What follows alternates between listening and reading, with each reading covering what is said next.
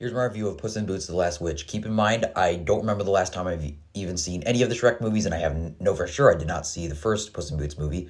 So I went in this with a completely open mind, not knowing anything, and I really liked it.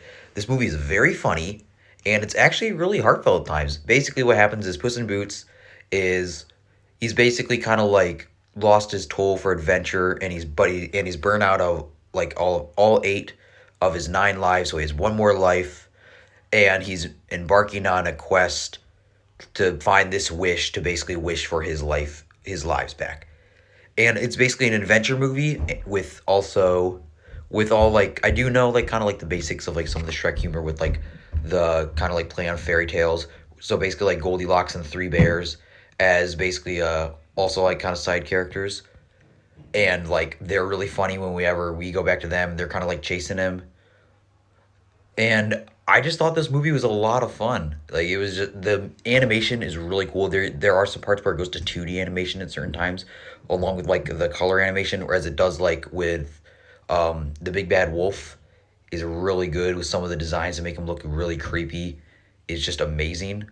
So yeah, I thought it was had a really great comedy. I thought animation was really good, and it was surprisingly heartfelt with the it was heartfelt with the relationship between Puss in Boots, also the other cat girl who I can't remember her name, and then the little teeny dog Perrito, obviously little dog Spanish.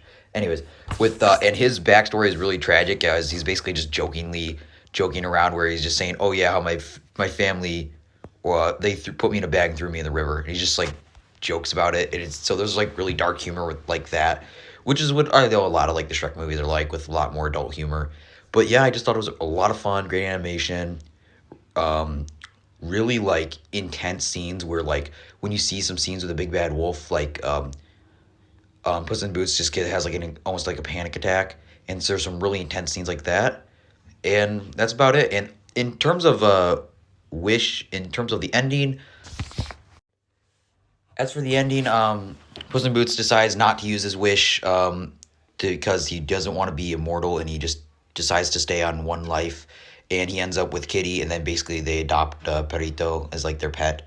And as for Goldilocks and the Three Bears, basically she kind of there's kind of a message of found family, as basically she was adopted and raised by the Three Bears in this universe, and then she just goes off with them, which because during the movie she was trying to get the wish so then she could wish to see her to find her family.